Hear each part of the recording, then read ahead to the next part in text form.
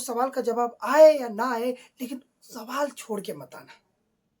एक कुछ भी हो लिखना, तुमको जो लिखने आए लिख करके आना। तो उस सवाल का जवाब बोर्ड हो या 12 बोर्ड हो, इसमें नेगेटिव मार्किंग नहीं होता है। नेगेटिव मार्किंग सब्जेक्टिव में आपका नहीं होता है।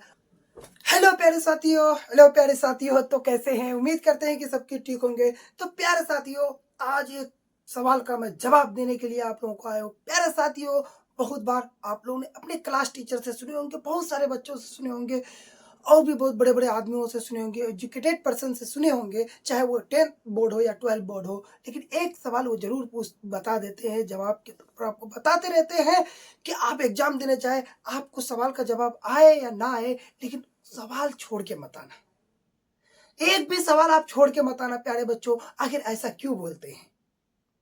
आपको याद ना हो, बोलते हैं कि कुछ भी हो लिखना, तुमको जो लिखने आए लिख करके आना। तो उस सवाल का जवाब मैं देना चाहूंगा प्यारे बच्चों, क्योंकि 10th बोर्ड हो या 12 बोर्ड हो, इसमें नेगेटिव मार्किंग नहीं होता है। नेगेटिव मार्किंग सब्जेक्टिव में आपका नहीं होता है, ऑब्जेक्टिव में नहीं होता है।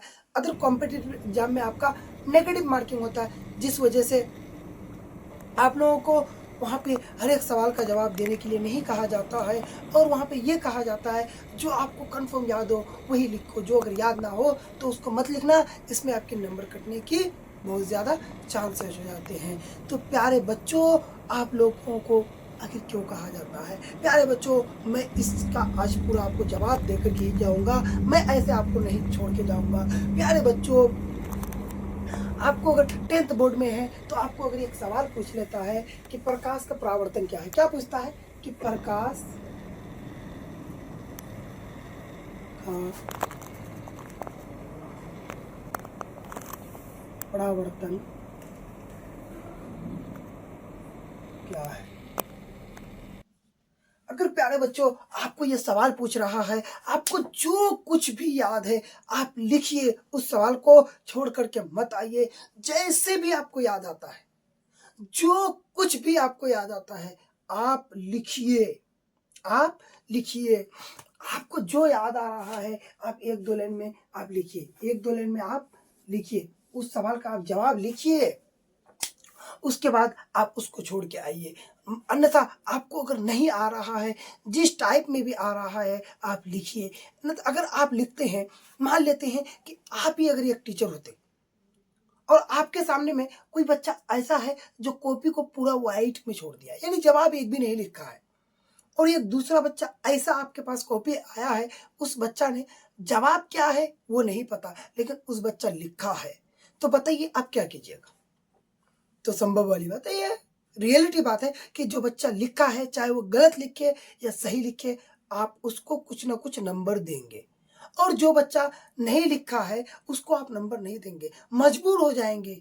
अब कैसे नंबर देंगे भाई? यहाँ तो चोर अगर चोरी करने जाता है तो उसका भी उसको फल मिलता है। आप अगर गलत भी लिख दिए हैं तो आपको उसका फल मिलेगा। अगर आप छोड़ के आ गए, मान लीजिए आपका 5 नंबर का क्वेश्चन है, 5 नंबर का कोई क्वेश्चन है और आपको उसका जवाब कंफर्म पता ही नहीं है, लेकिन आपको कुछ कुछ पॉइंट याद है, उससे रिलेटेड आपको कुछ चीजें पता है, आपने उसको लिखा, और वो बच्चा नहीं लिखा, उसको भी उतना ही आता था कि हमको याद नहीं आ रहा है, क्या लिखे पूरा टॉपिक हमको याद नहीं आ रहा है। वो बच्चा वहाँ पे छोड़ के आता है और आप वहाँ पे कुछ ना कुछ लिख करके आते हैं। तो एग्जामिनर जब कॉपी चेक करेंगे तो उसको वहाँ पे कुछ लिखा हुआ मिलेगा। तो वह 5 नंबर में आपको 2 नंबर दे सकता है, 3 नंबर भी दे सकता है। तो देखिए ना, आप लिखे, गलत लिखे या सही लिखे इस पर डिपेंड नहीं करता है, लेकिन आप लिख करके ही आइए प्यारे बच्चों। आज आप लोगों को इसका जवाब मिल गया कि आखिर कैसे, क्यों हमको क्वेश्चन छोड़ के नहीं आना चाहिए, आखिर इसके पीछे का रीजन क्या है। टीचर हमको बार बार बोलते हैं बेटा तुमको क्वेश्चन आए, क्वेश्चन का जवाब आए या ना आए, जो सवाल पूछा है उसका जवाब तुमको आए या ना आए, लेकिन तुमको जितना क्वेश्चन का जवाब मांगे हैं उतना क्वेश्चन का जवाब तुमको देख करके ही आना है, उतना क्वेश्चन का जवाब तुमको दे के आना है। मान लेते हैं कि 20 क्वेश्चन है, ओके प्यारे बच्चों, 20 क्वेश्चन पूछे हैं, 20 में से आपको 10 क्वेश्चन का जवाब देना है। 10 क्वेश्चन का जवाब देना है आपको, उनमें से मान लेते कि 7 क्वेश्चन ऐसा है जो आपको 100% जवाब याद है, जो आप याद करके गए हैं वही आपको पूछा है। लेकिन 3 और 13 सवाल ऐसे हैं जो आप याद किए हैं लेकिन याद नहीं आ रहा है 100%। क्या क्या आ रहा है समझ में नहीं आ रहा है, कैसे लिखे ये भी समझ में नहीं आ रहा है। तो उनमें से कुछ कुछ क्वेश्चन ऐसे 3 क्वेश्चन होंगे जो तुमको थोड़ा थोड़ा याद होगा। होगा प्यारे बच्चों, होगा। तो उन 3 क्वेश्चन को आपको क्या करना है, जैसे भी हो आपको लिखना है, जैसे भी हो आपको लिखना है। तो प्यारे बच्चों, आज आप लोगों का ये डाउट क्लियर हो गया। फिर मैं आप लोगों के साथ मिलूंगा नेक्स्ट वीडियो में। प्यारे बच्चों, जिस टाइप का भी आपको वीडियो चाहे आप कमेंट कीजिए और अपने दोस्तों को इस वीडियो को शेयर कीजिए, जो दोस्त टेस्ट एग्जाम में क्वेश्चन छोड़ देते हैं कि मुझे जवाब 100% पता नहीं था इसलिए मैंने नहीं लिखा। उनको जरूर शेयर कीजिए ताकि फिर वो कुछ नेक्स्ट वीडियो अगला अगर कोई देखता है अच्छा वीडियो तो आपको शेयर करेंगे। इनसे दोनों का फायदा होगा। फिर मिलते हैं प्यारे बच्चों।